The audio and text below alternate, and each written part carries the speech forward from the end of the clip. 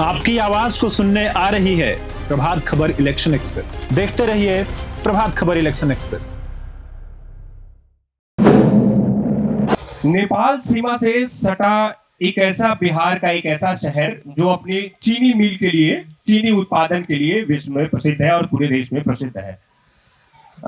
यह सिर्फ चीनी उत्पादन के लिए नहीं, बल्कि चूंकि यह नेपाल से और वाल्मीकि नगर से सटा हुआ इलाका है, तो अपने हरियाली और प्राकृतिक सौंदर्य के लिए भी जाना जाता है।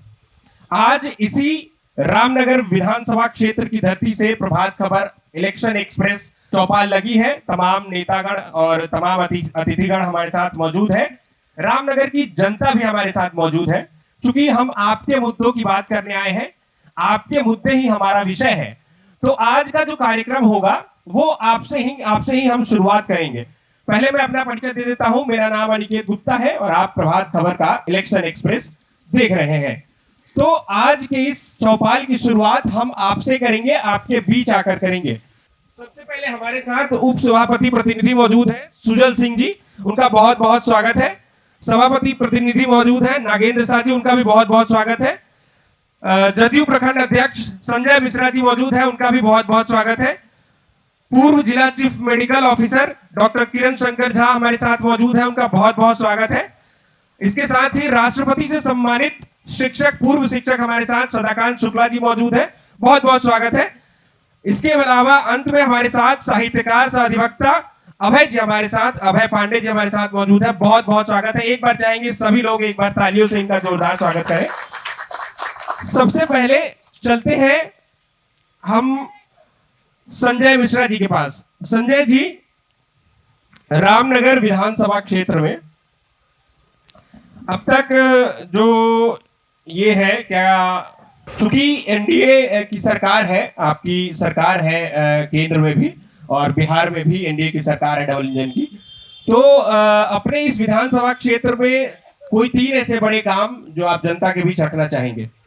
देखिए, सबसे पहले मैं प्रभात खबर इलेक्शन एक्सप्रेस को बहुत बहुत धन्यवाद देता हूं कि आप हमसे मैं यहाँ लाने के लिए इतना उसका शुक्रगुजार हूँ। देखिए, ये एनडीए की सरकार में, डबल सरकार में हम लोग नहीं, चाहे पूरी जनता है। सबसे पहले तो यहाँ रामनगर क्षेत्र में चंपारण को मिनी चंबल के नाम से जाना जाता था, जो आज 12 बजे रात को, 1 बजे रात को कोई कहीं घूमे, किसी तरह की कोई परेशानी नहीं है। रामनगर में सबसे बड़ी समस्या थी ओवरब्रिज का, आप देखे होंगे, और उस समस्या से निदान इस एनडीए सरकार में हुई है। यहाँ से बेतिया पटना जाने के लिए 3 से 4 घंटा लगते थे, लेकिन अभी पटना जाने में 2.5 से 3 घंटा हम लोग पटना पहुँचते हैं। यहाँ बिजली की समस्या तो हर 5 से आप लोग देखे होंगे, मात्र 700 मेगावाट बिजली ही यहाँ उत्पन्न होती थी, लेकिन आज इस एनडीए की सरकार में 8000 मेगावाट बिजली पैदा हो रही है और खपत में हो रही है। तो एनडीए की सरकार में होती है, कहीं ना कहीं हमारे विपक्ष है तो कुछ ना कुछ तो अपना प्रभाव कुछ ना कुछ बोलते रहेंगे, लेकिन रामनगर की जनता यहाँ एनडीए सरकार से एकदम खुश है। और फिर 2025 फिर से नीतीश, फिर वही यही सरकार बनेगी और फिर जनता राज होगा। इस बार चुनाव में किस तरह के वादों के साथ उतरने जा रही है? जो हमने काम किया है जनता के बीच में, जो काम जनता देखेगी, हम लोग ये जरूर नीतीश जी का, माननीय मुख्यमंत्री जी का ये हरदम बोले हुए हैं, मैं काम करूं तो आप वोट दीजिए, और काम नहीं किया हूं तो वोट मत दीजिए। मैं वोट काम पे मांगता हूं, ये नहीं क्योंकि हम जो कहते नहीं है, जो करते हैं उसी को कहते हैं, इसी पर हम लोग वोट मांगेंगे। ठीक है, सुजल जी के पास चलते हैं। सुजल जी, मैं इसमें आपकी प्रतिक्रिया चाहूंगा। जैसा हमारे संजय भैया ने बताया कि एनडीए की सरकार है और सरकार बेहतर काम कर रही है। सबसे पहले मैं प्रभात खबर की पूरी टीम को विशेष रूप से धन्यवाद देना चाहता हूं, और यहाँ रामनगर की समस्त जनता, हमारे जो गार्जियन, बड़े छोटे भाई उपस्थित हुए हैं, उन्हें भी बारंबार अभिनंदन और स्वागत है। सरकार अगर अच्छी है तो जनता के लिए जो सुविधाएं हैं वो हर हाल में उपलब्ध होती हैं, चाहे वो रोड की हो, चाहे बिजली की हो, या फिर सड़क की हो, या हमारा स्वास्थ्य व्यवस्था हो। लेकिन मेरे कुछ स्थानीय एक मैं निवासी हूँ, एक सामाजिक व्यक्ति हूँ, तो कुछ प्रश्न चिन्ह मेरे पास हैं जो मैं जरूर प्रस्तुत करना चाहूँगा। एनडीए की सरकार है, हम जानते हैं सबसे बड़ी सरकार है। जदयू हमारे बिहार में हमारे माननीय नीतीश जी के द्वारा जो कार्य किए जा रहे हैं वो काबिले तारीफ है। लेकिन जब हम पटना से अपने क्षेत्र रामनगर में आते हैं, रामनगर विधानसभा में आते हैं, तो हम लोग कहीं ना कहीं रामनगर विधानसभा क्षेत्र में आते हैं तो कहीं ना कहीं हम लोग बहुत सी चीजों को देखते हैं जहां अभी भी कार्य करने की जरूरत है। वो हमारी मूलभूत सुविधाएं हैं, चाहे वो स्वास्थ्य की हो या शिक्षा की हो। हमारे माननीय नीतीश कुमार के द्वारा हमारे यशस्वी सुजल जी, हमारे यशस्वी प्रधानमंत्री जी के द्वारा जिस तरीके से स्वास्थ्य और शिक्षा के लिए कार्य किया जा रहा है, लेकिन जब हम रामनगर विधानसभा में आते हैं तो वहां हम लोग जीरो हैं। हमारे 3 लाख प्लस की जनसंख्या है रामनगर विधानसभा में, इससे कम नहीं होगी, ज्यादा हो सकती है। वहां पे हमारे रामनगर विधानसभा में एक सरकारी डिग्री कॉलेज नहीं है। पिछले इलेक्शन से लेके अभी तक 5 साल हो गए, हम सभी युवा रामनगर की समस्त जनता ये चाहते हैं और प्रयास करते रहे हैं, हमेशा समय समय पे आवाज उठाते रहे हैं कि हमारे क्षेत्र में सरकारी डिग्री कॉलेज हो। मैंने रामनगर जनता के आवेदन पर विधायक से लेके माननीय सांसद तक और माननीय देश हमारे राज्य के मुखिया तक नीतीश कुमार जी को आवेदन लिखित में दिया हुआ है, लेकिन अभी तक वो सुविधाएं जो मूलभूत सुविधाएं हैं जिसे आज से 10 साल पहले होना चाहिए था, लेकिन अभी तक हम लोग उसे नगण्य हैं। अभी तक हम लोग उस चीज को हमारे यहाँ वो सुविधाएं नहीं हो पाई हैं। हमारे यहाँ के बच्चियों को, खासकर बच्चियों को सबसे ज्यादा दिक्कत होता है जब उन्हें दूसरे जगह बेतियां जाना पड़ता है, बगहा जाना पड़ता है। आज का भाड़ा किराया आप देख ले किस तरह से है, और एक बच्ची जा रही है तो आज के समय में गार्जियन को भी उसके साथ जाना पड़ता है। ऐसी स्थिति क्यों है? सरकार से मेरा ये भी सवाल है। साथ ही मैं दूसरी बात कहना चाहूंगा स्वास्थ्य की। स्वास्थ्य में मैं आता हूं तो हमारा रामनगर पीएससी जो अब सामुदायिक स्वास्थ्य केंद्र सुजल जी चूंकि समय भरपूर मिलेगा, अभी लंबा समय है, मैं इस मुद्दे पे भी जरूर बोलूंगा। बिल्कुल समय मिलेगा, हम फिर से आएंगे आपके पास। आपसे संजय जी आपसे भी प्रतिक्रिया लेंगे इसको लेकर के। एक कमेंट, छोटा सा कमेंट मैं डॉक्टर किरण शंकर झा जी से चाहता हूँ। जिस तरीके से सुजल जी ने अपनी बात रखी है उस पे आप क्या सोच रहे हैं, और जो संजय मिश्रा जी ने जो बात रखी है उस पे क्या सोचते हैं? Thank you Prabhat Khabar. ऐसा है कि आप रामनगर में जो स्वास्थ्य सुविधाएं हैं 2004 की आप कल्पना कीजिए, उस समय बिल्डिंग्स नहीं थे, डॉक्टर्स नहीं थे, एक डॉक्टर रहते थे और उसमें प्रसव होता था। क्योंकि मैं तो 3 जनरेशन से इससे जुड़ा हुआ रहा हूँ। नीतीश जी के शासन में बिल्डिंग्स बने, डॉक्टर्स आए और उसका जो इंफ्रास्ट्रक्चर है बढ़ा। कुछ आपको मेन पावर की HR की कमी है, और HR की कमी मैं समझता हूँ कि सुजल जी इसको दबे शब्द में बोले हैं। HR की कमी के लिए पूर्ण रूपेण जिम्मेवार है स्थानीय विधायक। अगर स्थानीय विधायक की आवाज़ बुलंद होती तो आज आपको रामनगर PSC में डॉक्टर्स की प्रस्थापना होती। दूसरा है कि जो और भी रामनगर के विकास की बात है, तो नीतीश जी के शासन में विकास के चौमुखी और दर्शन हुए हैं, और उसमें हम समझते हैं कि और भी आगे भी आपको कार्य होगा और इससे भी विकास। ठीक है, बहुत बहुत धन्यवाद डॉक्टर किरण शंकर झा जी।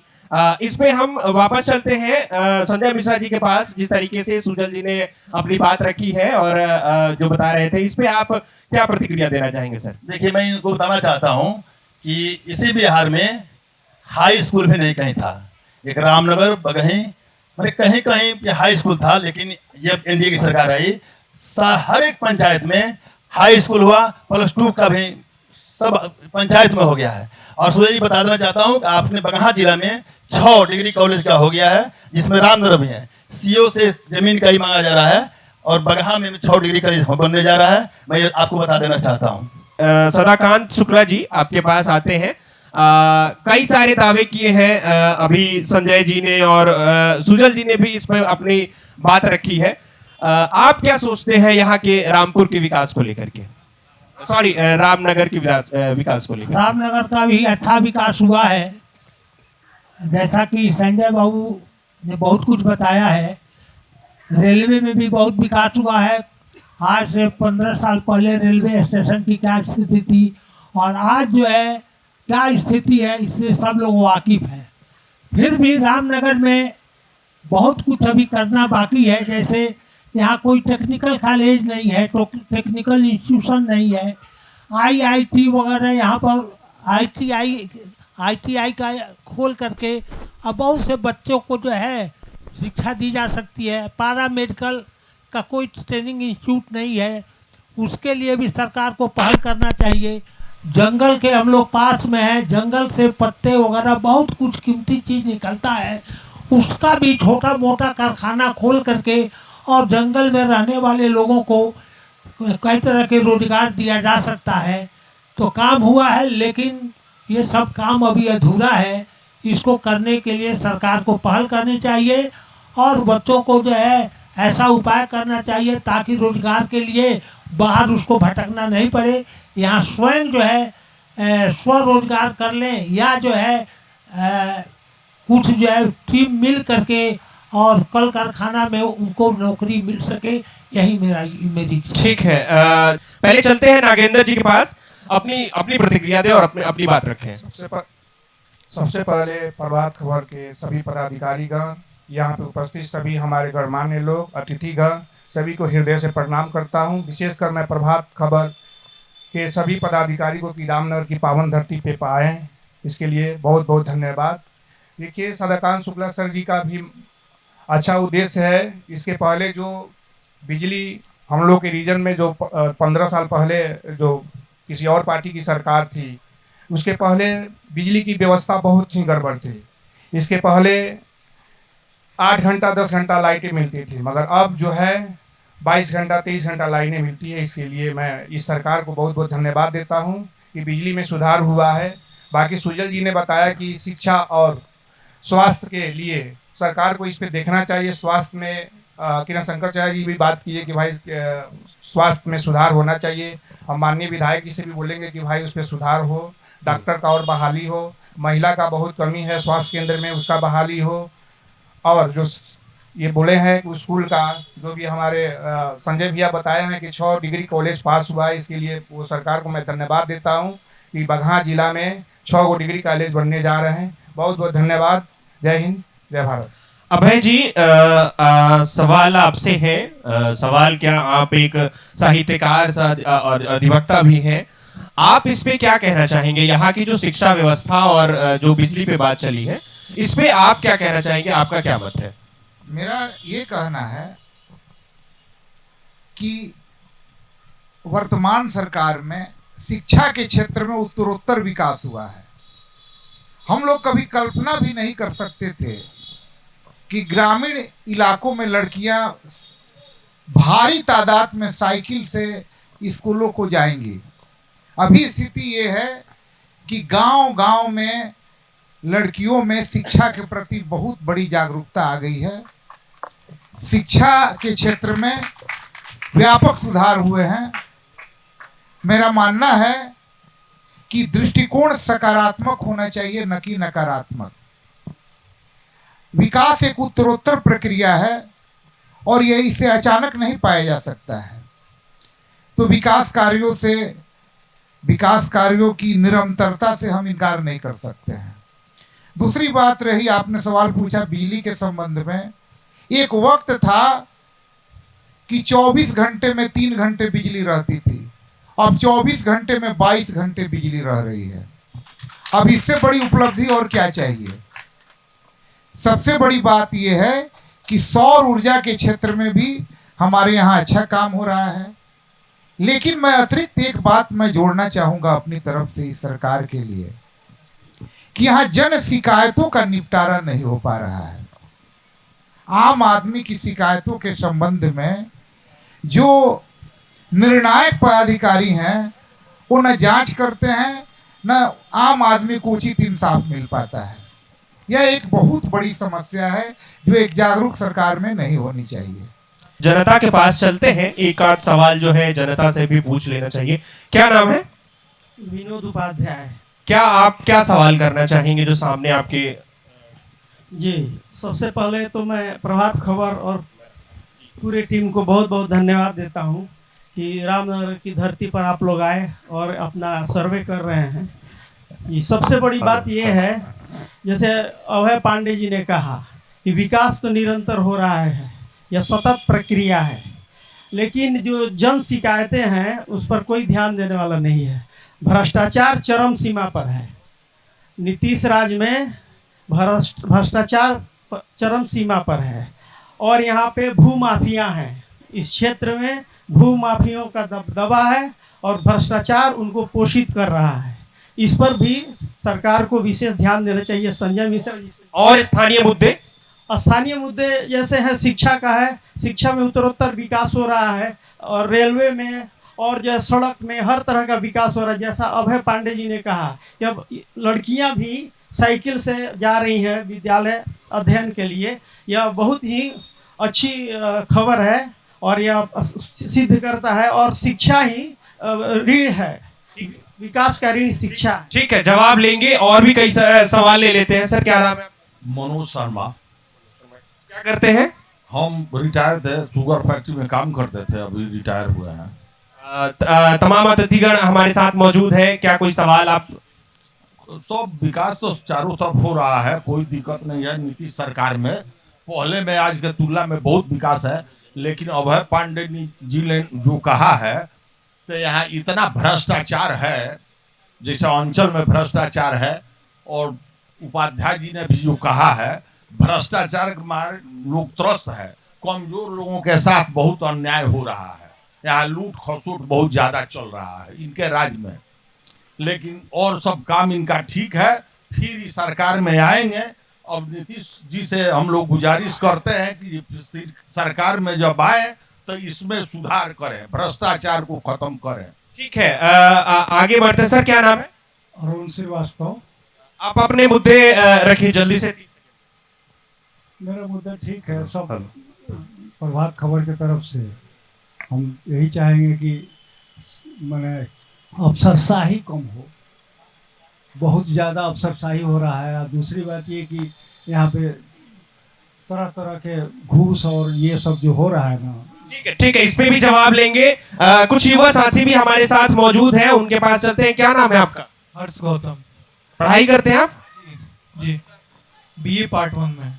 ठीक है, आप कोई सवाल रखना चाहेंगे, कुछ पूछना चाहेंगे आप? सवाल तो उस तरह कुछ खास नहीं, बट जो भी मेन चीज़ें जो पढ़ाई में दिक्कत हो रही है, जो बच्चे आगे बढ़ना चाह रहे हैं, जैसे अलग अलग कोचिंग लोग जो माफिया बन के यहाँ बैठे हुए हैं, उसमें सुधार ले आने की ज़रूरत है।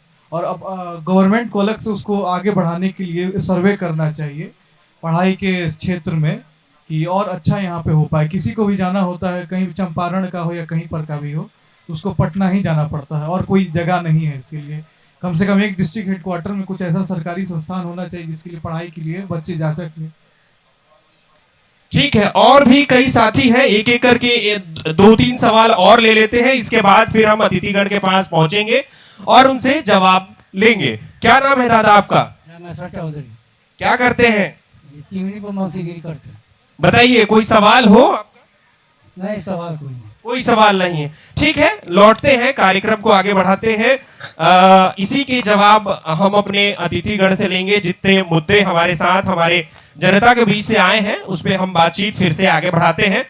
तो सबसे पहले पहुंचते हैं संजय जी।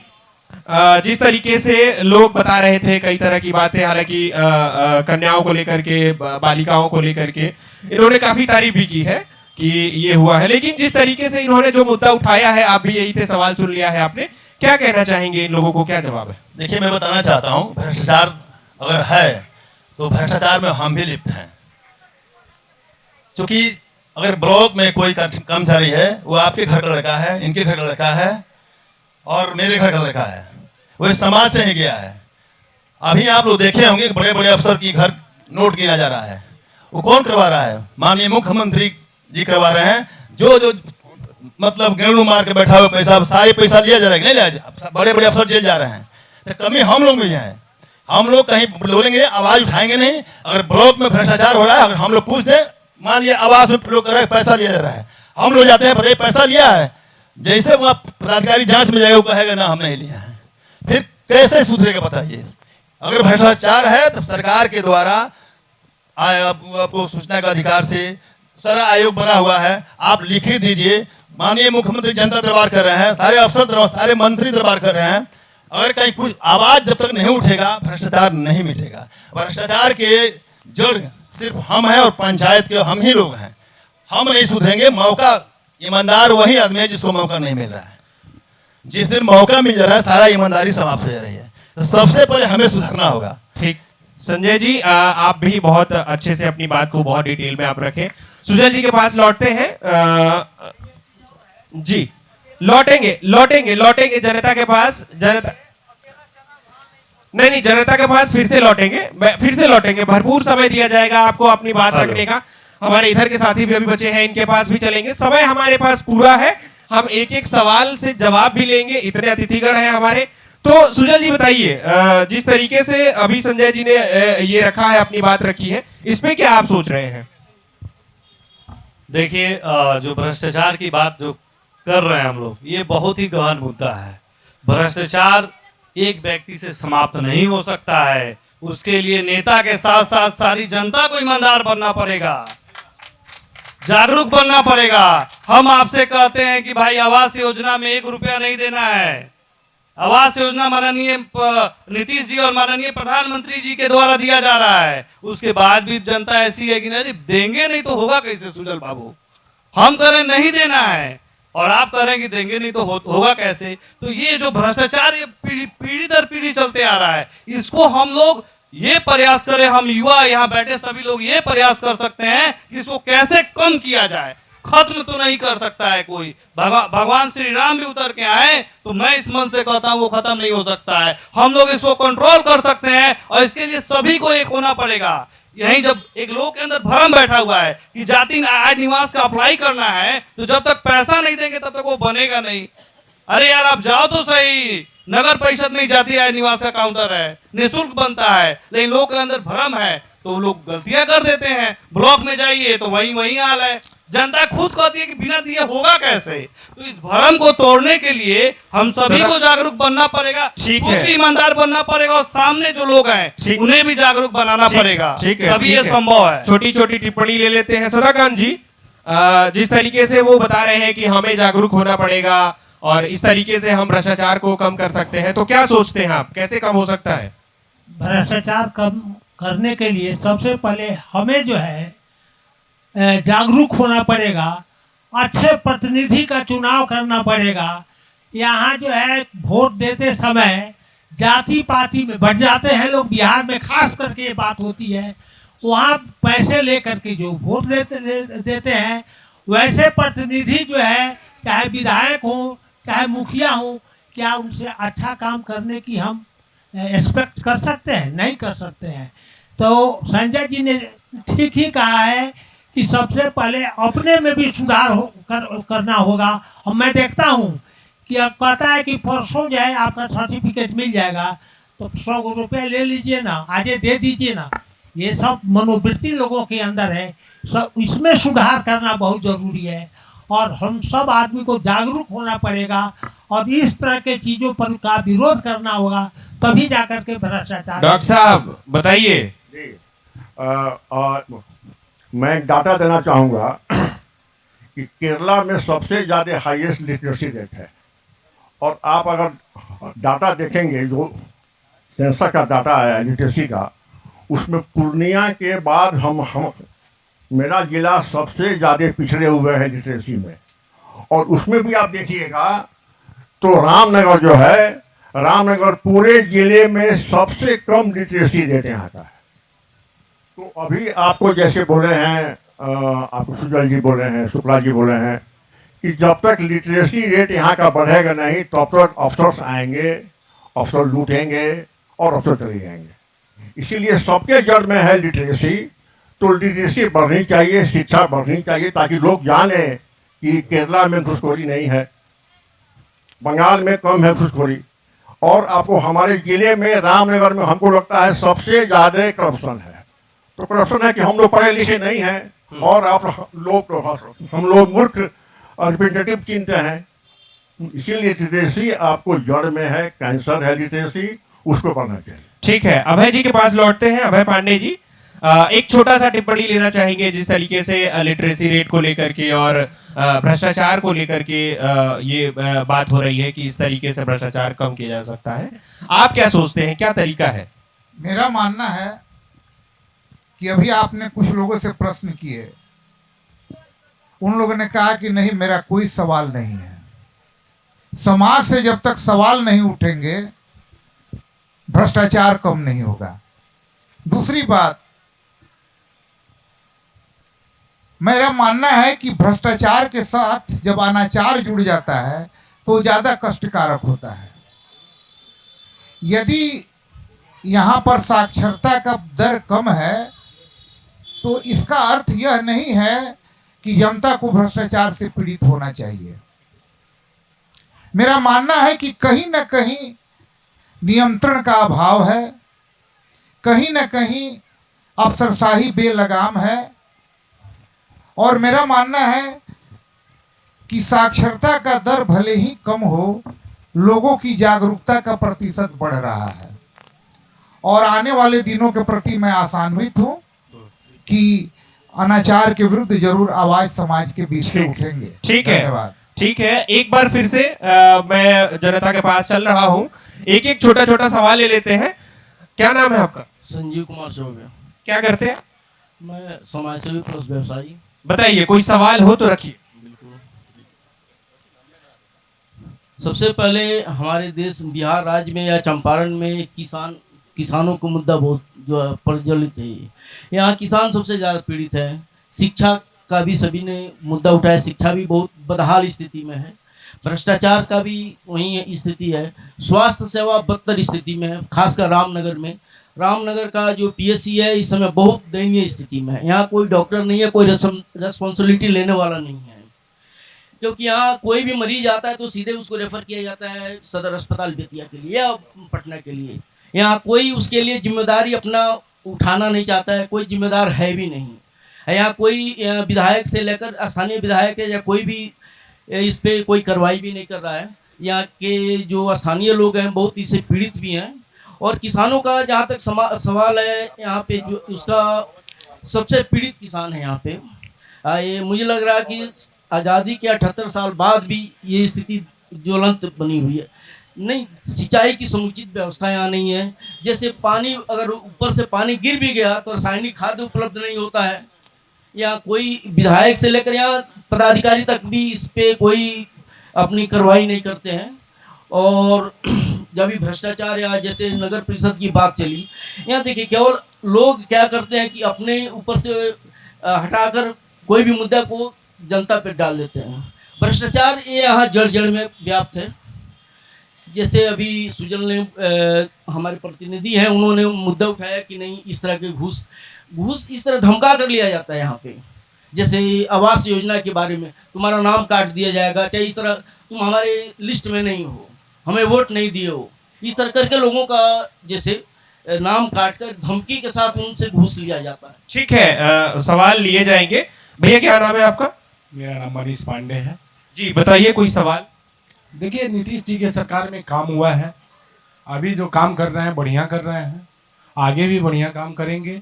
शिक्षा में हो, रोड व्यवस्था में हो, किसानों के जनहित में काम जो हो, बढ़िया काम हो। जो है यहाँ पे मान लीजिए कि बारिशें नहीं हो रही हैं, किसानों को मुआवजा मिलना चाहिए, जो भी फसलें हैं नहीं हो पा रही हैं। ठीक है, क्या नाम है? जी, मेरा नाम दिनेश मुखिया है। मैं पेशे से शिक्षक हूँ, साथ ही साथ एक परमार्थ संस्थान नामक एक गैर सरकारी संगठन के माध्यम से मैं यहाँ जनसेवा भी करता हूँ, पौधारोपण आदि पर्यावरण के क्षेत्र में। अभी तक यहाँ जितने भी मुद्दे उठाए गए, उन सभी मुद्दों के बारे में मैं यही कहूँगा कि विधिवत जो चर्चा होनी चाहिए थी, अभी वो चर्चा मैं पूरी तरह से मैं पूर्ण रूप में नहीं मान रहा हूँ, क्योंकि यहाँ पर अन्य दलों के लोग भी यदि उपस्थित होते तो मुद्दों को उठाते। सरकार के कार्यों के बारे में मैं इतना कहूँगा कि सरकार यहाँ जब से नीतीश कुमार की सरकार बनी है तभी से हम लोगों को लग रहा है कि हम लोग किसी एक विकसित राज्य में हैं, और अब हम लोगों को बिहारी कहने में कहीं भी शर्मसार नहीं होते हैं। हम कहीं भी अब जाते हैं पूरे देश में तो शान से कहते हैं कि हम बिहारी हैं, क्षेत्र वाले। लेकिन मैं इतना कहूंगा, एक स्थानीय मुद्दा यहाँ का है सोमेश्वर पर्यटन स्थल जो है, देखिए यहाँ पर हरिनगर शुगर मिल एक है, केवल उसी से लोगों को रोजगार मिलता है, बाकी रोजगार के कोई भी यहाँ पर साधन नहीं है। यदि सोमेश्वर पर्वत को हम लोग पर्यटन स्थल के रूप में विकसित कर दें, यहाँ पर रोपवे आदि का निर्माण हो जाए, तो यहाँ भी लोग बाहर से घूमने आएंगे और पर्यटन के क्षेत्र में यहाँ एक रोजगार मिलेगा लोगों को। ठीक है, ये टॉपिक नोट कर लिया जा रहा है। भैया क्या नाम है आपका? मेरा नाम सुमित विद्रोही है। मैं यहाँ जो हरिनगर शुगर मिल है उसके बारे में आपको कुछ बताना चाहता हूँ। उसमें जो रोजगार करने वाले लोग हैं वो बाहर के हैं। बगास ढोने वाला आदमी चंपारण का है, रामनगर का है, और जो उसमें उच्च पदों पे जो बैठे हुए लोग हैं वो स्थानीय नहीं है। अभी तो गन्ना का सीजन नहीं चल रहा है, लेकिन जैसे ही गन्ना सीजन की शुरुआत होगी सारे नेताओं का नंबर बंद हो जाएगा। इसलिए बंद हो जाएगा कि लोग चालान के लिए फोन करेंगे। गेहूं की बुआई करनी हो उस समय लोग परेशान रहते हैं, लेकिन कहीं कोई सुनवाई नहीं होती। उत्तर प्रदेश से गन्ना मंगा करके यहाँ गन्ना मिल पेराई करता है, लेकिन स्थानीय किसानों को उस समय कोई पूछने वाला नहीं होता है। अभी सीजन नहीं है, इसलिए किसी के दिमाग में यह बात नहीं है। इस बार तो लफड़ा ही साफ है, सूखा पड़ गया है, फसल होने वाली नहीं है, लेकिन इसके बारे में कोई चर्चा नहीं करता है। सुखाड़ से एकदम ये जो धान का कटोरा कहा जाता है रामनगर, इस बार बारिश की ऐसी स्थिति है कि धान होने से रहा। और नहर की जो स्थिति है आप जाकर के देखिए, कवरेज कीजिएगा, आपको पता चल जाएगा कि जो गंडक प्रोजेक्ट से जो सिंचाई पौधे जिसके लिए अपरियोजना लाई गई वह काम आज किस हालत में पहुंच गया है। माने नहर के पानी से आप सिंचाई नहीं कर सकते हैं, और यहाँ चिकनी चुपड़ी बातें कर रहे हैं सरकार के प्रतिनिधि। इस पे मेरा पूरा विरोध है। एक डिग्री कॉलेज यहाँ नहीं है पढ़ने के लिए। आदिम जाति के लोग यहाँ, जनजाति के लोग यहाँ खारू और धांगड़ निवास करते हैं, उनको वन विभाग परेशान करता रहता है। आए दिन उनके बच्चों को बाघ भालू खा जाते हैं। इसके बारे में कोई आवाज उठाने वाला नहीं है। न कि उसकी घेराबंदी की जाए, जंगल की जाए, ऐसा कोई स्थायी उपाय किया जाए और उनको रोजगार दिलाया जाए, इसके बारे में कोई बोलने वाला नहीं है। केवल बैठ करके चिकनी चुपड़ी बांटे, सड़क बन गई, 5 किलो राशन मिल गया, इसी में लोगों को सिर्फ जैसे आपने पूछा ना उधर, उन्होंने कहा कि नहीं मुझे कोई क्वेश्चन नहीं करना है। लोग इस कदर मानसिकता उनकी ऐसी बन चुकी है कि सवाल पूछना भूल गए हैं। ठीक है, एक एक सवाल का जवाब हम लेंगे। हमारे साथ आपके नेता भी मौजूद हैं, तमाम नेता मौजूद हैं जो आपके जवाब देने के लिए यहाँ बैठे हैं। हम एक एक सवाल का जवाब भी लेंगे उनसे। चलते हैं, लौटते हैं संजय जी के पास। कई स्थानीय मुद्दे आए हैं आपके सामने, सवाल भी आपने सुन लिया है। करीब 3-4 लोगों से मैंने बातचीत की है। चीनी मिल को लेकर के समस्याएं हैं, बाढ़ को लेकर के, नहर को लेकर के, सिंचाई को लेकर के ये लोग समस्याएं अपनी उठा रहे थे। क्या कहना चाहेंगे, बताइए। मैं पूछना चाहता हूँ कि 2005 के पहले कहीं नहर में पानी आता था क्या? पहले सुनिए, जवाब ले लीजिए। सवाल आपको अभी कोई नहर नहीं है जो बड़ी नहर सवाल पूरा किया है, पानी नहीं अभी देख लीजिए। जवाब ले लीजिए। तीनों नहर में अभी फुल पानी चल रहा है। यही नीतीश कुमार की देन है कि आज बिजली खेतों खेत में हर खेत में गई है। तो सब ये हो रहा है, सब ये हो रहा है। बिजली नहीं है, बिजली नहीं है, बिजली नहीं है, बस बिजली है कि नहीं है? बस बिजली है ना, हर खेत में बिजली है। जवाब ले लीजिए, जवाब ले लीजिए, जवाब ले लीजिए। हर खेत में बिजली है ना, जवाब ले लीजिए। आज सुनिए, जवाब ले लीजिए। अगर आज नीतीश कुमार रहे थे तो खेत में बिजली नहीं होती। संजय जी देखिए, यहाँ हम लोग बातचीत ही करने आए हैं। आपकी ही बात, आपको पूरा समय दिया जा रहा है, आपके जो प्रतिनिधि है उनको भी पूरा समय दिया जा रहा है। बात ही करना है ना हमें। बस हाँ, बात रखिए साहब कि क्या अभी खेतों में पानी पहुंच रहा है? नहीं, बिजली से पहुंच रहा है ना। आ रहे। अब भगवान, क्या नीतीश कुमार भगवान से कहेगा कि बरसा दीजिए? भगवान नीतीश कुमार आपको पहुंचेंगे फिर जनता के पास। प्रधानमंत्री जी ने किसान के लिए 6,000 रुपए दे रहे, नहीं दे रहा है? हर किसानों को 6,000 मिल रहा है साल में ना। ठीक, कौन सरकार दिया बताइए हमको? ठीक है डॉक्टर साहब, जिस तरीके से ठीक है एक नहर नहीं है, एक सवाल भैया नहर नहीं है, एक सवाल का जवाब लेंगे। एक सवाल का आपके जवाब लेंगे, आपको भी पूरा समय देंगे, इन्हें भी पूरा समय अपने बात रखने का, क्योंकि हमारे साथ सभी नेतागण हैं, उन्हें हमें सबको समय देना है। जी डॉक्टर साहब बताइए, कैसे ये जो नहर की जो समस्या आ रही है, बिजली को लेकर के भी लोग कह रहे हैं मोटर लग गई है, तो क्या कहना चाहेंगे? और देखिए, सरकार की एक महत्वाकांक्षी योजना आई है क्या बोलते हैं मुख्यमंत्री या प्रधानमंत्री का सोलर की, तो उसमें किसानों को भी आपको दिया जाता है, सब्सिडी दिया जाता है हर कि आप जो है सो उसको मोटर लगवाइए, आप सोलर लाइट लगवाइए, तो उससे हो सकता है कि उससे लैंप और लगता हो, कहीं नहीं लगता है, तो ठीक है। हाँ जी भैया, क्रॉस क्वेश्चन हम आपसे लेंगे।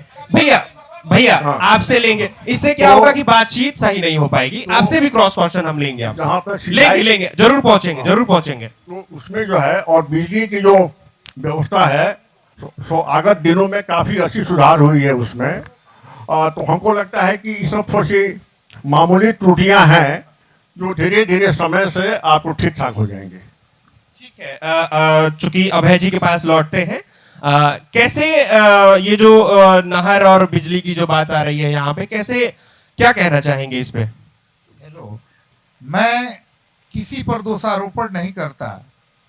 दिनकर की मैं 2 पंक्तियां पढ़ना चाहूंगा।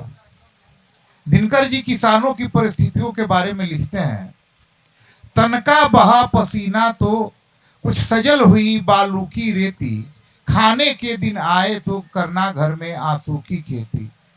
इसी स्थिति से किसान यहाँ का गुजर रहा है।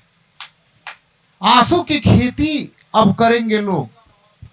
सिंचाई की व्यवस्था ऐसी है यहाँ कि किसी भी खेत में यह कटु सच्चाई है कि पानी नहीं जा रहा है, किसान मर रहे हैं, यह एक कटु सच्चाई है। मैं किसी सरकार पर आरोप नहीं लगा रहा हूं, मैं इस व्यवस्था की बात कर रहा हूं कि ऐसी कौन सी व्यवस्था दी गई यहाँ किसानों को कि खेतों में पानी नहीं है। नहर में आप जाकर देखिए, त्रिवेणी नहर में एक बूंद पानी नहीं है। आप नहरों के पानी की बात करते हैं, आपने नहर को टेक्निकली इतना डिफिकल्ट बना दिया है कि उप शाखा नहरों से कहीं किसी खेत में पानी नहीं जा रहा है। सारी उप वितरणियां ध्वस्त हैं, सारी उप वितरणियां भर गई। अभय जी बस किसानों की पीड़ा, छोटी सी टिप्पणी, इस तथ्य से इनकार नहीं किया जा सकता। बिजली पे एक छोटी सी टिप्पणी, फिर हम सदाकांत जी के पास चलेंगे। बिजली पे क्या कहना है? बिजली की व्यवस्था अच्छी है, लेकिन अब आप ये बताइए कि बिजली जब किसानों के खेत को पटवन करने में सक्षम होगी तब ना उस बिजली को किसान गले लगाएंगे कि हे बिजली देवी, तुमने मेरे फसलों को पटा दिया। अब तो स्थिति ये है कि खेतों में दरारें हैं और किसानों के ना गन्ना होने की स्थिति बन रही है, ना धान होने की स्थिति बन रही है। ये एक भीषण समस्या है और किसी भी प्रकार से परेशानी ये है कि पक्ष हो या विपक्ष, दोनों मौन है, क्योंकि किसान उनके लिए कोई मुद्दा नहीं है। ठीक है, सदाकांत जी, मैं एक छोटा सा टिप्पणी चाहूंगा। जैसा सर ने भी कहा, बिजली और बाढ़ को लेकर के एक छोटी सी टिप्पणी आपके तरफ से। बिजली तो भरपूर रह रही है और ये प्राकृतिक आपदा है, ऊपर से पानी गिरवे नहीं किया। तो पहले भी जब वर्षा इस तरह की नहीं होती थी तो किसानों को कठिनाइयों का सामना करना पड़ता था। और सरकार से मैं यही आग्रह करूंगा कि जितने उप वितरणी है उसमें पुनः जो है उसका रिमॉडलिंग करे और नहरों में जो है भरपूर पानी छोड़े। इस समय वाकई जो है त्रिवेणी कैनाल भी सूखा हुआ है, इससे मैं इनकार नहीं कर सकता। 4-5 दिन पहले तक पानी था, लेकिन इधर जो है 2-3 दिन से उसमें पानी सूख गया है। मैं संजय से यह आग्रह करूंगा कि ये तुरंत जो है स्कूटी इंजीनियर से बात करके उस समस्या का समाधान। ठीक है सदाकांत जी, फिर से हम लौटेंगे जनता के पास, उनसे कई सवाल लेंगे। कई हाथ खड़े हो रहे हैं, पहुंचेंगे हम एक एक करके सबके पास पहुंचेंगे। बस एक बार मैं परिचय, जी बिल्कुल आपको भी पूरा समय दिया जाएगा। बिल्कुल मैं आपके पास पहुंचूंगा। बिल्कुल आप अपने सवाल रखिएगा भैया, आपको पूरा समय दिया जाएगा। बिल्कुल मैं आपके पास पहुंचूंगा एक एक करके। मैं एक परिचय करा देता हूं, हमारे साथ सुशील छापोलिया जी हैं, समाज सेवी है, उनका बहुत बहुत स्वागत है।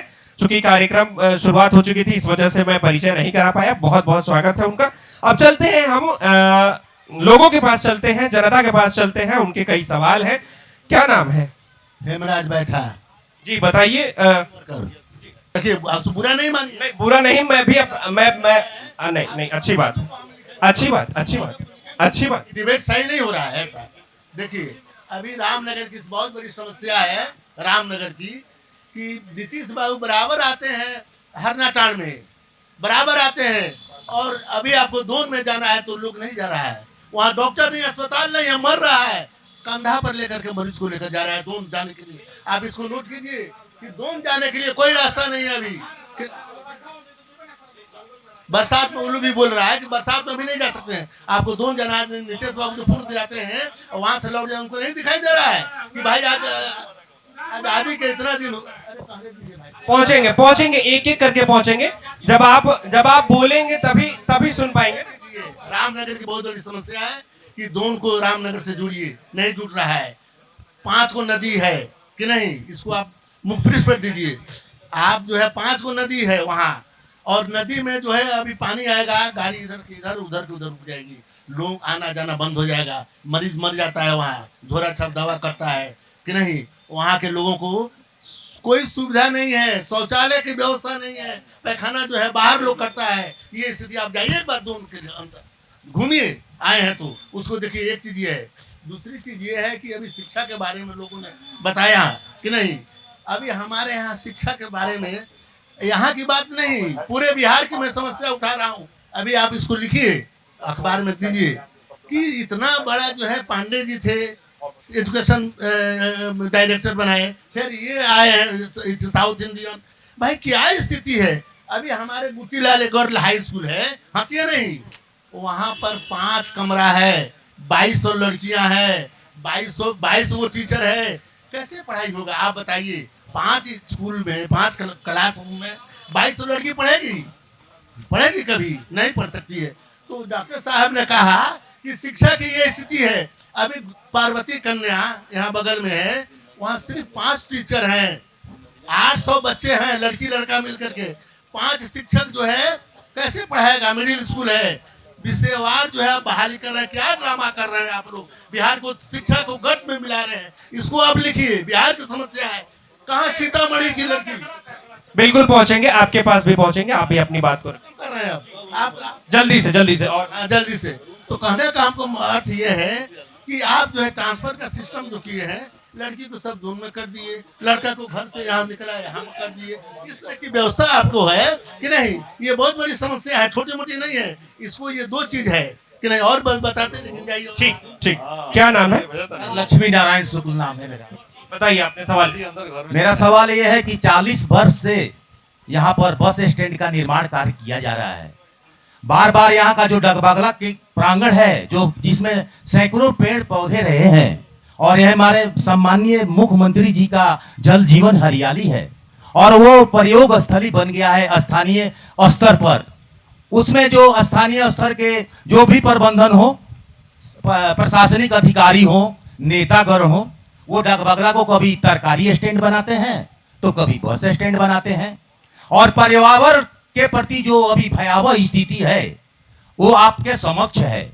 लोग में त्राहिमाम है, वस्तु स्थिति कुछ और है, और उसके प्रति संज्ञान लेने वाला समझ में नहीं आ रहा है। ठीक है, क्या नाम है सर? सुशील कुमार छापोलिया जी। एक लोकल समस्या हम बता दें कि जो छोटे भाई ने बोला, ठीक है, यहाँ सबसे बड़ा प्रॉब्लम जाम का है। हमेशा देखिए, ऐसे तो एमपीज भी बीजेपी माने लोकल एमपीज हैं, वो भी 3 टर्म 4 टर्म्स हैं, दोनों एमपीज एमएलए हैं, लेकिन लोकल। अब रही डेवलपमेंट की बात, तो जो डेवलपमेंट हो रहा है रामनगर के क्षेत्र में, वो जनरलाइज्ड डेवलपमेंट हो रहा है। ऐसा नहीं है कि रामीनगर में हो रहा है, बगहा में नहीं हो रहा है, नगरियागंज में नहीं हो रहा है। तो ये डेवलपमेंट एक जनरलाइज्ड डेवलपमेंट है। मेन डेवलपमेंट जो प्रॉब्लम रामनगर का, जैसे इन्होंने बोला 40 साल से बस स्टैंड नहीं है। बस स्टैंड नहीं होने से हर साल कम से कम 10-12 एक्सीडेंट होता है रोड पे, मेन रोड पे, ठीक है। दूसरी चीज, यहाँ ऐसी चीजें हैं जिस पे हम लोग नजर या गवर्नमेंट का नजर नहीं गया है, ठीक है। यहाँ अगर चाहे गवर्नमेंट तो स्मॉल स्केल पे घर इंडस्ट्रीज बैठ सकती है। बहुत सा आइटम्स ऐसा है, मसाला, जैसे अभय जी ने अभी मसाला बनाया, बहुत लोगों ने कोशिश की, लेकिन गवर्नमेंट के तरफ से इनकरेजमेंट मिलना चाहिए। ठीक है, क्या नाम है आपका? जी, मेरा नाम राहुल गुप्ता है, और इस प्रभात इलेक्शन एक्सप्रेस चौपाल में उपस्थित सभी पत्रकार बंधु एवं अभिभावक गण सभी को नमस्कार करता हूं। नीतीश सरकार एक्चुअल में काम किया है, इसको नकारा नहीं जा सकता है, लेकिन एक ही मुद्दा पर बार बार चुनाव लड़ना मुझे समझ नहीं आता है। जैसे कि बताएं, किसान की समस्याएं हैं, बस स्टैंड की समस्याएं हैं, स्वास्थ्य की समस्याएं हैं, इन सभी में सुधार होनी चाहिए। बस यही। ठीक है। आपकी समस्याएं नोट कर ली गई हैं, एक एक करके हम बातचीत करेंगे। एक छोटा सा पॉइंट जी बताइए, एक छोटा सा पॉइंट जो आप रखना चाह रहे हैं। शुगर प्लांट से जो राख उड़ती है उससे आम जनजीवन प्रभावित होता है। डॉक्टर साहब इसके बारे में विशेष बताएंगे, पूछिए कितनी बड़ी समस्या। ठीक है, इस पे भी बातचीत करेंगे हम लोग। जो समस्याएं हमें मिली हैं, वो जो भी समस्याएं हमारे पास सामने आई हैं, एक बार बात करते हैं। सबसे पहले डॉक्टर साहब के पास ही चलते हैं कि जो शुगर मिल से जो राख की बात निकल के आ रही है, जो आम जनमानस को समस्या होती है, उस पर लेकर के क्या कहना है डॉक्टर साहब? उसके लिए मैं एक अंदर की बात बोलता हूँ। मैं यहाँ 2016 में प्रभारी था, जो चार्ज में था, तो एक किसी ने PIL डाला था, PIL दिया था अगेंस्ट हरिनगर शुगर मिल्स कि वहाँ से राख उठती है और पोल्यूशन जो है सो हमको होता है। और पोल्यूशन कंट्रोल से नोटिस आई थी, उसमें हमको भी नोटिस आई थी, मैं उसमें प्रभारी था। गया मैं वहाँ पोल्यूशन बोर्ड में गया और फैक्ट्री के भी लोग आपको गए थे, तो उसमें एक अंडरटेकिंग बनाया गया पोल्यूशन बोर्ड के साथ कि आप एक ऐसा संयंत्र लगाएंगे कि राख उड़े और उसमें पानी में जो नीचे चला है। और उसके बाद आपको विगत 3 सालों से, जहाँ तक मुझे याद है, संजय जी आपको बताएंगे कि पोल्यूशन बोर्ड से हरिनगर शुगर मिल्स को पुरस्कार मिलता रहा है कि आपको इस राज्य का सबसे पोल्यूशन फ्री शुगर मिल्स है। बीच में राखें आती हैं, तो इसको हम नकार नहीं सकते हैं। तो बीच में राखें आती हैं, लेकिन उसमें आपको संयंत्र लगा हुआ है उसका, और उससे राख को लोग आपको दिन में यही तो हमको जानकारी है। ठीक है, एक टॉपिक पे हमने आपने बात रख ली डॉक्टर साहब, क्योंकि डॉक्टर साहब से ही आपने पूछा था। चलते हैं नागेंद्र जी के पास चलते हैं कि अभी जो बस स्टैंड को लेकर के उन्होंने सवाल रखा है, इस पे आपका क्या पक्ष है? देखिए, बस स्टैंड के लिए जमीन जो है चयन कर लिया गया है, डगमंगला ही चयन हुआ है और आगे ये कार्रवाई की जा रही है, उसका एस्टिमेट बन रहा है। हमारे जिला पदाधिकारी भी आके जांच कर लिए, SDM साहब भी जांच कर लिए हैं, हमारे विधायिका जी जांच कर लिए हैं, सभी जांच करके टेंडर प्रक्रिया में है। बहुत जल्द उसका जो भी होगा टेंडर कर दी जाएगी। बताइए सुजल जी, बस स्टैंड को लेकर के सवाल बहुत है। हेलो, बिल्कुल ये सवाल जायज है और जनता का सवाल है और इससे तकलीफ है, सभी को है। और सवाल का जहां तक मैंने देखा है, मैं देखते भी आ रहा हूं, हम लोग प्रयासरत हैं। हम लोग के साथ जो नगर सरकार की बात करेंगे तो सबसे बड़ी समस्या ये है कि हमारे पास अपनी जमीन नहीं है। नगर परिषद क्षेत्र में जो भी जमीन है वो इरिगेशन डिपार्टमेंट की है, सिंचाई डिपार्टमेंट की है। हम लोगों ने परमंडल स्तर तक पदाधिकारी कार्यालय के माध्यम से जाकर के अपना आवेदन दिया कि आप NOC दीजिए ताकि हम लोग रामनगर में बस स्टैंड बना सके, ताकि रामनगर में हम लोग मेन रोड में जो जमीन है सिंचाई विभाग की, वहां सब्जी मंडी बना सके। लेकिन हम लोग को परमिशन नहीं मिला। उनके द्वारा कहा गया कि ये अपर लेवल की चीजें हैं, आप मंत्री से और अपने विधायक, स्थानीय विधायक से बोले कि मंत्री और उसके मुख्य सचिव तक आप बात करें। इस संबंध में हम लोगों ने लिखित में यहाँ के स्थानीय विधायक और सांसद को दिए हुए हैं, लेकिन क्या कारण रहा कि उनके द्वारा अभी तक इस पर विशेष पहल और प्रयास नहीं किया गया? क्योंकि कुछ चीजें हैं, सदन में वो लोग बैठ रहे हैं, हम लोगों ने मिलकर उनको वोट दिया है, तो सदन में वो बैठ रहे हैं, तो हम तो वहां जाके सवाल नहीं कर सकते हैं। जब सूबे के मुखिया नीतीश कुमार जी आए हुए थे वाल्मीकि नगर में, कन्वेंशन हॉल का ओपनिंग था, उस समय मैंने उनके पास जब आवेदन दिया तो वो बोले कि आपके माननीय विधायक कहाँ हैं? तो मेरे पास कोई जवाब नहीं था। मैं क्या बोलता, अपने विधायक की बुराई करता क्या वहां पे? अगर हमारे विधायक ने वो काम किया होता तो मुझे मुखिया के पास अकेले मुख्यमंत्री के पास जाने की क्या जरूरत थी? तो स्थानीय जनप्रतिनिधि का मजबूत होना बहुत जरूरी है और जिला परिषद के द्वारा उस जगह पे प्रपोजल पास करा दिया गया है और उम्मीद है कि इस साल विदिन 6 मंथ वहां पे काम बस स्टैंड का शुरू कर दिया जाएगा। हम लोग अभी भी प्रयासरत हैं, हम लोग के अपर लेवल के जो नेता हैं उनका साथ नहीं मिल रहा है। नहीं तो बस स्टैंड या फिर सब्जी मंडी कोई बात नहीं थी, हम लोग 500 दुकानें बना सकते हैं, इतनी सिंचाई विभाग की जमीन है। बस उसका ट्रांसफर कैसे होगा ये हम लोग के बस का बात नहीं है। जब तक विधायक और सांसद जो मंत्री के साथ बैठते हैं, सदन में बैठते हैं, बार बार इस चीज, एक बार इलेक्शन के समय डिग्री कॉलेज बनवा दिया जाए, ये प्रश्न उठा देने से नहीं होगा। उसके लिए प्रयास करना होगा, धरातल से लेकर सदन तक। जो विधायक प्रयास कर रहे हैं उनका हो रहा है, जो नहीं कर रहे हैं वहां नहीं हो रहा है। सुजल जी, संजय जी जवाब दे दीजिए इस पे। ये तो बस ने बता ही दिया, मैंने विदिन 6 मंथ में यहाँ की समस्या का समाधान हो जाएगा जी। और जहाँ हमारे सर बोल रहे थे जंगल में जोड़ने के लिए, तो शायद इधर नहीं गए होंगे ऐसा जंगल में। हम लोग नहीं इधर नहीं गए होंगे, हम लोग बात रखिए सर। जंगल में, चूंकि जंगल में पक्की रोड बन नहीं पा रहा है, उसके बाद भी जीएसपी से यहाँ से वहां तक बन गया। वहाँ कुछ भौगोलिक स्थिति है जहाँ पानी जब आता है पूल वहां तोड़ देता है। यहाँ पे वे तो ऊपर वाली देन है और भौगोलिक स्थिति की देन है। लेकिन आज 12 बजे रात को, जो 4 बजे जंगल नहीं हिलता था, आज 12 बजे रात को जंगल से आइए और जाइए, जंगल छोड़ सब जगह लाइट की व्यवस्था हो गई। जहाँ तार नहीं है वहाँ आपको सोलर से लाइट की व्यवस्था की गई है। आज जाएंगे वहां तक लड़कियां देखेंगे तो मिजाज मस्त हो जाता है कि जब 100 लड़कियां निकलती है साइकिल पर चढ़ के, तो आप कहेंगे वे नीतीश कुमार जा रहे हैं। वहां के लड़कों को देखेंगे पढ़ने में तो आप देखिएगा नीतीश कुमार जा रहे हैं। और आदि बता रहे हैं, सुन लीजिए सर, रामनगरी बात कर रहे हैं ना, वहाँ जवाब रख लीजिए। जवाब, हाँ जवाब जो बालिका विद्यालय खुलते हैं ना, एकलव्य विद्यालय देखे हैं, वो जो सुविधा मिली सर जी, अरे डेली बस आ रही है, डेली बस आ रहा है। पहले इस पे जवाब रख लेते हैं सर, इसी टॉपिक पे। डेली बस आ रहा है। तो हम तो ये कह रहे हैं कि जितनी बरसात हो जाएगा यहाँ भी सड़कें टूट जाती है। जी जी जी, भौगोलिक स्थिति है। ठीक है सर, ठीक है संजय जी।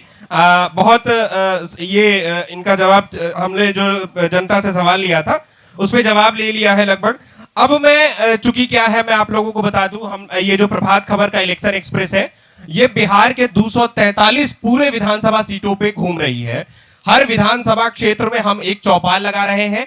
हर चौक चौराहों पे एक दिन, पूरे विधानसभा में एक दिन गुजार रहे हैं पूरा हम अपना, जहां हम अलग अलग चौक चौराहों गली में बैठ करके लोगों से बातचीत कर रहे हैं और हम स्थानीय मुद्दे की बात कर रहे हैं कि आपकी समस्या क्या है।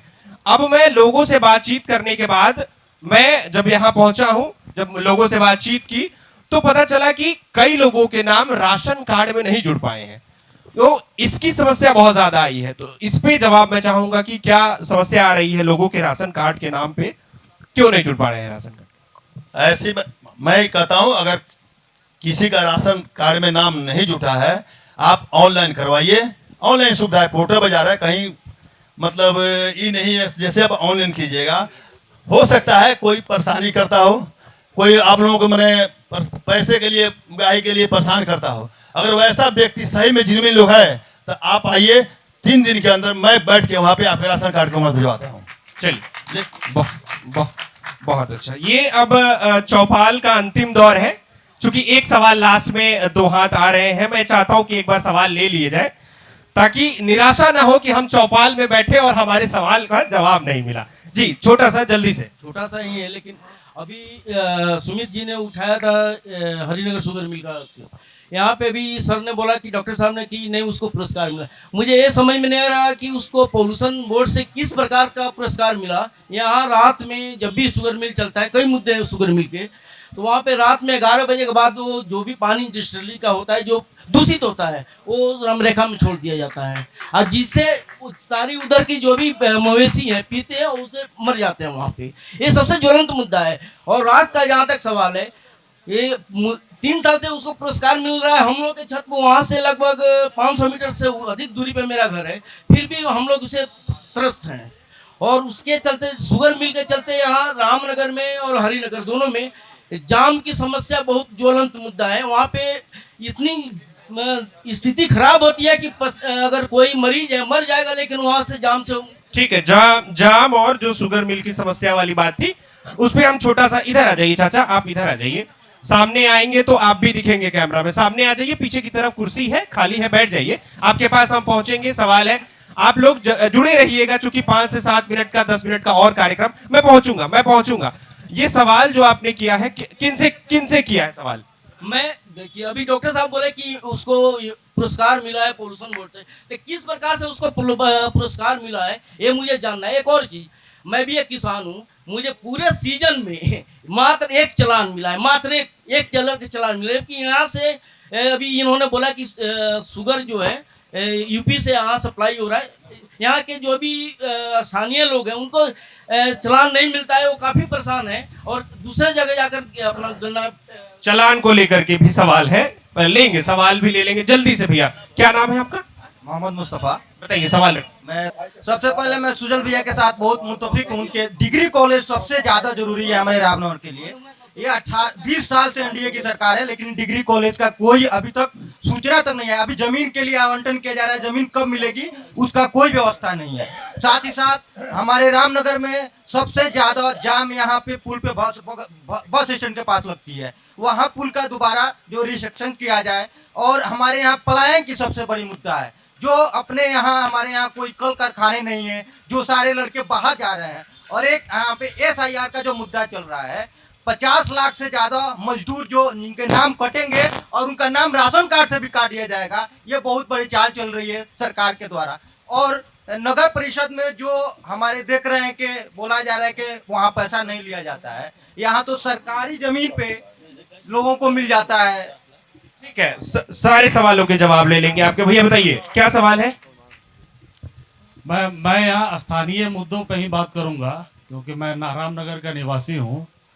मैं सोजल जी और नागेंद्र जी का बात सुन रहा था और इन लोगों को जनता जिता के अपना प्रतिनिधि बनाई है, इसलिए नहीं कि आप समस्या के बदला अपना समस्या आप गिनाएं।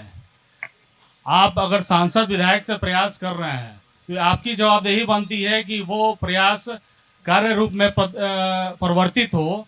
इसके लिए आप इसको धरातल पे कब तक ला रहे हैं, जनता को उससे मतलब है। आपने प्रयास किया सांसद से विधायक से, कहाँ रुक रहा है, इसके लिए जनता, आप 3.5-4 साल से आप प्रतिनिधि बन के बैठे हुए हैं, तो आप रामनगर को जाम के समस्या से और बस स्टैंड, सब्जी मंडी, इन सब समस्याओं से कब निजात दिला रहे हैं? जनता इसका इंतजार कर रही है। ठीक है, ठीक है, सवाल का जवाब लिया जाएगा।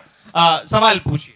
भैया बोल रहे हैं कि यहाँ पे जो नल जल योजना है, नल जल योजना हर जगह नल लग चुका है, अब पानी उसमें नहीं आता है, वो और सरकारी बस नहीं है, कोई भी बस का बहुत किराया लगता है। ठीक है, ठीक है, ठीक है, सब सारे सवालों के जवाब एक एक कर जल्दी जल्दी ले लेते हैं, चूंकि डॉक्टर साहब को भी जाना है। तो सबसे पहला, चूंकि सवाल भी पहला डॉक्टर साहब के लिए ही आया था, तो डॉक्टर साहब जो ये कह रहे थे सवाल की, जो आप चीनी मिल को लेकर के आपने बात बताई, उस पे इन्होंने प्रश्न चिन्ह खड़ा किया कि इनके घर बगल में ही है, इसको लेकर के क्या कहना चाहेंगे? देखिए, आंशिक रूप से मैंने कहा ना आपसे कि आंशिक रूप से मैं भी चीनी फैक्ट्री का ही बगल में रहता हूँ।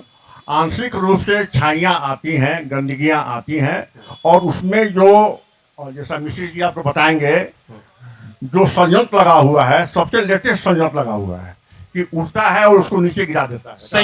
संयंत्र का मतलब अगर आप बहुत क्लियर बता दें ताकि जनता को बहुत पॉल्यूशन को कंट्रोल हेतु जो संयंत्र लग रहा है, जो पॉल्यूशन बोर्ड के मानकों पर खरा उतरा है, और उसी के ही आपको बेसिस पर इसको पुरस्कार मिलता है, जिसको हमको लगता है कि शायद 3 साल से उसका शील्ड जो है सो GM के चैम्बर में लगा हुआ है। ठीक है, एक सवाल हो गया है। अन्य सवाल की ओर तरफ चलते हैं। सुजल जी जल्दी से जवाब दे दीजिए कि जो भाई साहब कह रहे थे कि कब तक ये निकलेगा, आप सवाल रखते हैं लेकिन उन्हें जवाब चाहिए। मेरे आदरणीय अभिषेक भैया ने जो बोला, उन्होंने अपना तर्क दिया, वो उनका तर्क है। मेरा ये कहना है कि मैं जो सरकार है, मैं अभी भी बोल रहा हूँ, वो सरकार सबसे बड़ी सरकार है, सरकार अपना काम में कर रही है। मेरे कहने का तात्पर्य है, मैं आप सबके सामने यही प्रस्तुत कर रहा हूँ कि जो हमारे प्रतिनिधि होते हैं उनका मजबूत होना, उनका जानकार होना भी बहुत जरूरी है। अगर आप भाजपा के ही विधायक हैं, अगर आप में अंदर काबिलियत नहीं है, तो आपके यहाँ से रजिस्ट्री ऑफिस, रामनगर के लिए जो रजिस्ट्री ऑफिस हुई थी वो लौरिया में चली गई। क्यों चली गई? बीजेपी के तरफ से, तो सरकार के तरफ से तो दिया ही गया था रामनगर की धरती को, रामनगर की जनता को, लेकिन दूसरे विधायक सक्रिय निकले और वो रजिस्ट्री ऑफिस जो यहाँ के लिए अलॉट थी, आज जाके देखिए लौरिया में खुल चुकी है, लौरिया का विकास हो रहा है। हम लोग रामनगर विधानसभा के लोग जहाँ थे वहीं हैं, तो मैं सरकार को दोषी नहीं दे रहा हूँ, यहाँ दोषी जो है जो जनप्रतिनिधि बैठा हुआ। ठीक है, वकील इसके साथ साथ एक हायरार्की बनाई गई है, चाहे वो एक पार्षद हो या फिर उप चेयरमैन हो या चेयरमैन हो, विधायक सांसद हो। अगर एक उप चेयरमैन चाहे पार्षद ही सारा काम करने लगेगा तो विधायक और सांसद की जरूरत क्या है? ठीक है सुजल जी, अब डॉक्टर साहब वकील साहब के पास लौटते हैं। बस एक छोटी सी टिप्पणी की, जैसे चीनी मिल को लेकर के, पोल्यूशन को लेकर के बातचीत आई कि चीनी मिल से पोल्यूशन हो रहा है, लोग अफेक्टेड हो रहे हैं, तो क्या सोचना है इसको लेकर के, चीनी मिल और पोल्यूशन को देखते हुए? चीनी मिल यहाँ सर्व सक्षम है और मेरा मानना है कि इस जिले में वो जो चाहता है सो करता है। मैं आपको बताऊं, पोल्यूशन की समस्या यहाँ जबरदस्त है। गिरते हैं कण, ब्लैक कण, और उजले कपड़े काले हो जाते हैं। सबसे बड़ी बात है कि नदी का जल इतना प्रदूषित हो चुका है कि उसमें सभी जीव जंतु मर चुके हैं। रामरेखा नदी जो यहाँ की जीवन रेखा है वह मृत्यु रेखा बन चुकी है। पशु तक उस पानी को नहीं पीते हैं और जो वेस्टेज है हरिनगर चीनी मिल का वो सब रामरेखा नदी में जाती है। स्थिति यह है कि हरिनगर चीनी मिल का नाला बनकर रह चुका है रामरेखा नदी। तो अब चूंकि ये सवाल बहुत ऊंचे स्तर का है, यहाँ पर इसकी चर्चा का कोई मतलब नहीं है। कारण यह है कि प्रदूषण नियंत्रण बोर्ड हो या सरकार हो, सब चीनी मिल की जेब में है। जी, अब इस चौपाल के हम अंतिम दौर में हैं, चूंकि समय का पाबंद है। देखिए समस्याएं बहुत है और उसके सॉल्यूशन के तौर पे बैठने, अगर बातचीत करने बैठे तो यहाँ तो कम से कम नहीं, आप अपने सवाल रखे हैं, सबको मैंने प्रॉपर मौका दिया है। चूंकि हमारे पास सब चीज का लिमिट है, कार्यक्रम अपलोड करने की लिमिट होती है, तो वो लिमिट के हिसाब से ही हम काम कर पा रहे हैं। आप जी जी जी जी जी जी अब लौट रहे जी जी। अभी जैसे इन्होंने बोला कि किसी भी चाहे शुरू से आता रहा है कि नदी के किनारे ही जीवन विकसित होता आया है, चाहे कोई भी नगर भी है।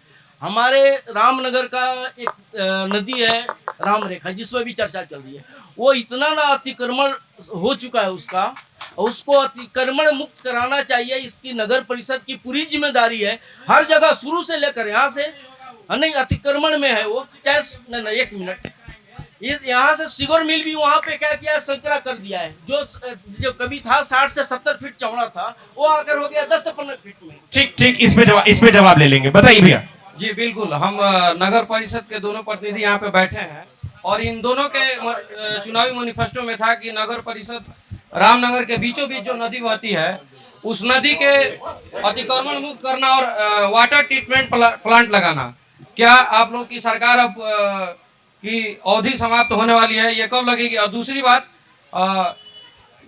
ये इंदिरा आवास पे कृपया आप लोग ध्यान। ठीक है, इंदिरा आवास पे कई बार बोल चुके हैं, वो इंदिरा आवास पे कई बार बोल चुके हैं। मैं एक बार, वो छोटा सा सवाल था उनका, मैं एक बार ही ले लेता हूं। अब मैं पहुंचता हूं एक एक कर सब लोगों के पास पहुंचता हूं। एक बहुत छोटा सा सवाल था इनका, क्या था सवाल, मैं भूल गया। हाँ, राम रेखा को लेकर के एक छोटा सा सवाल किया है। नरेंद्र जी, मैं आपके पास पहुंच रहा हूँ, बताइए।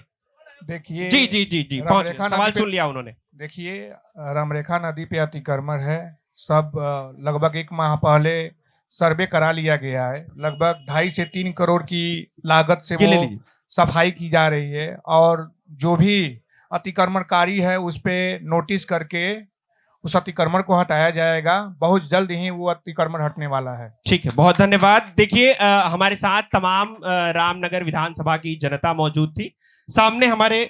ठीक है, आपकी बात, आपको समय मिला था, आप कह लिए। अब ये कार्यक्रम का अंतिम दौर है, चूंकि इतना अच्छा से आप लोगों ने सहयोग किया है, बहुत अच्छे तरीके से, शांतिपूर्ण तरीके से आपने भी अपनी बात को रखा। नेतागण जो हमारे साथ और जो अतिथिगण हैं वो भी आपकी बात का, सवाल का आपने जो जवाब दिया है, बहुत बहुत धन्यवाद। आप इस चौपाल को प्रभात खबर के YouTube चैनल पर देख सकते हैं। इस चौपाल का पूरा वीडियो आप YouTube channel, Prabhat Khabar YouTube channel पर देख सकते हैं। मैं आपको बता दूं, प्रभात खबर इलेक्शन एक्सप्रेस नाम का एक अभियान, महाअभियान पूरे बिहार के 243 विधानसभा सीटों पर चला रही है, जिसके तहत हम हर एक विधानसभा की सीट में और विधानसभा क्षेत्र में पहुंच रहे हैं, हमारी टीम पहुंच रही है। वहां लोगों से बात कर उनके मुद्दे, स्थानीय मुद्दे, उनकी परेशानी पे बातचीत हो रही है और तमाम तरह के चर्चे आज हम इस चौपाल में कर रहे थे। हमारे साथ तमाम नेतागण हैं। एक बार मैं उपसभापति प्रतिनिधि सुजल सिंह का बहुत बहुत धन्यवाद, सभापति प्रतिनिधि नागेंद्र साहब बहुत बहुत धन्यवाद उनका, संजय मिश्रा जी है जदयू प्रखंड अध्यक्ष है, उनका बहुत बहुत धन्यवाद, पूर्व जिला चीफ मेडिकल ऑफिसर डॉक्टर किरण शंकर झा जी हैं, उनका बहुत बहुत धन्यवाद, सदाकांत शुक्ला जी हैं, राष्ट्रपति सम्मानित शिक्षक, पूर्व शिक्षक हैं, उनका भी बहुत बहुत धन्यवाद, अभय पांडे जी हैं, साहित्यकार, सह वकील है, इनका भी बहुत बहुत धन्यवाद। हमारे साथ कई तमाम तरह के समाज सेवी भी हैं, सुशील छापोलिया जी हैं, उनका भी बहुत बहुत धन्यवाद। तो इस समय अब इस कार्यक्रम का अंतिम दौर है, इसी के साथ हम इस कार्यक्रम को अंत करते हैं। अगला हमारा जो पड़ाव होगा वो बगहा विधानसभा क्षेत्र है। कल हम बगहा विधानसभा क्षेत्र में रहेंगे, पूरा दिन हम बगहा विधानसभा क्षेत्र में घूमेंगे, लोगों से बातचीत करेंगे और फिर शाम को ऐसे ही चौपाल लगेगी, आपके प्रतिनिधि सामने बैठे होंगे, उन पे आपकी समस्याओं का चर्चा कर रहे होंगे। बहुत बहुत धन्यवाद आप सभी रामनगर विधानसभा के वासियों का, बहुत बहुत धन्यवाद। प्रभातखबर.com, विश्वास वही, रफ्तार नहीं।